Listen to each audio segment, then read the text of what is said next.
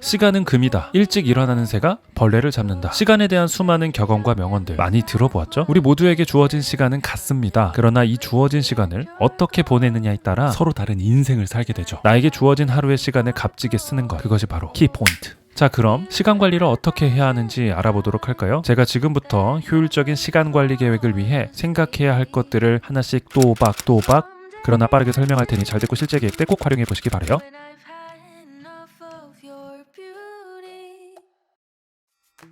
먼저 목표를 세워야 합니다. 이때 목표란 당장의 실천을 통해 이루어낼 수 있는 구체적이고 명확한 목표여야 해요. 구체적으로 세워야 실제로 달성할 수 있는 가능성 또한 높아지거든요. 예를 들어 건강 유지하기보다는 매일 조깅하기라는 목표를 세우면 당장 오늘부터 해야 할 일이 명확해지고 실천하기도 쉽죠. 더불어 매일 조깅하기라는 목표에 보다 구체적인 마감일이 따라붙는다면 더욱 좋습니다. 오늘부터 3주 동안 매일 조깅하기, 이렇게요. 벌써부터 건강해지는 느낌이네요. 그런데 하루에 얼마나 조깅을 해야 할까요? 어제는 30분, 오늘은 10분 이렇게 불규칙적으로 하는 건 효과가 없어요. 오히려 조금이라도 매일 15분씩 정해진 기간 동안 규칙적으로 하는 게 도움이 되죠. 이처럼 목표를 세울 때는 구체적이고 마감일이 정확할수록 측정할 수 있는 목표일수록 좋습니다. 목표를 설정할 때 또 한 가지 명심할 부분은 다른 사람이 바라는 것이 아닌 내가 바라는 것을 목표로 해야 한다는 점이에요. 그 누구도 아닌 나 자신을 위한 목표여야 끝까지 실천할 수 있는 힘이 생기겠죠. 그리고 실천하면서 자신의 수준에 맞게 목표를 조정할 수도 있어요. 목표란 나를 위해 세우는 것이기 때문에 무엇보다 나에게 적정한 수준을 설정하는 것이 중요하답니다.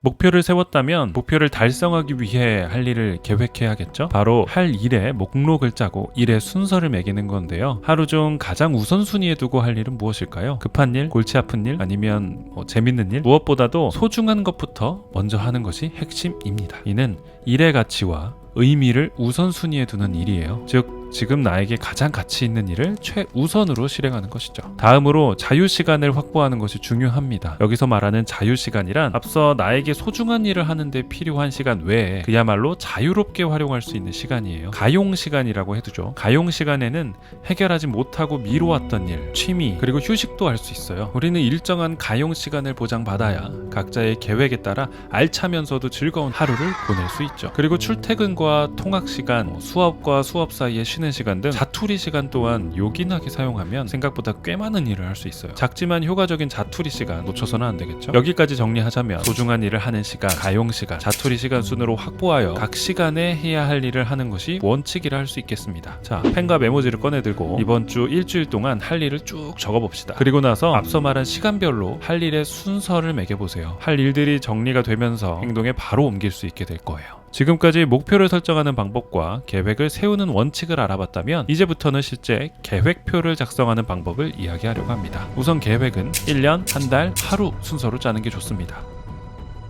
큰 계획을 세우고 이를 실행하기 위한 작은 계획들을 짜는 것이죠. 하루 계획은 앞서 살펴본 것처럼 그날 해야 할 소중한 일과 하고 싶은 일, 중요도가 떨어지는 여러 일들을 생각해 본 후 중요한 순서대로 배치하여 세웁니다. 각 일들을 하루 중 언제 할지, 각 일마다 얼만큼의 시간이 필요할지도 함께 고려하면서 말이죠. 계획을 세우는 것만큼 중요한 것이 바로 실행과 점검입니다. 실제로 내가 계획한 대로 실천했는지를 점검하고 때로는 상황에 맞게 계획을 수정할 줄도 알아야 합니다. 나에게 필요한 적절한 조정은 실천을 지속할 수 있는 힘을 주죠. 또한 할 일들을 해낼 때마다 선을 긋거나 체크 표시를 하며 계획표에 적혀 있던 것들을 하나씩 지워보는 것도 도움이 돼요. 남다른 성취감이 밀려올 거예요. 이러한 성취감은 다음 계획을 잘 실천하게 하는 원동력이 되기도 하고요. 물론 계획이 전부는 아니에요. 계획을 세운다고 해도 실천을 하지 않으면 아무런 소용이 없으니까요. 하지만 계획표를 작성할 때 필요한 원리를 알고 계획을 세우면 실천할 가능성 또한 커질 테니 오늘 바로 이 영상이 끝나자마자 각자 자신만의 계획을 세워보면 어떨까요? 지금 이 영상을 보면서 끌어올린 계획과 실천의 욕망이 사그라들기 전에 말이죠.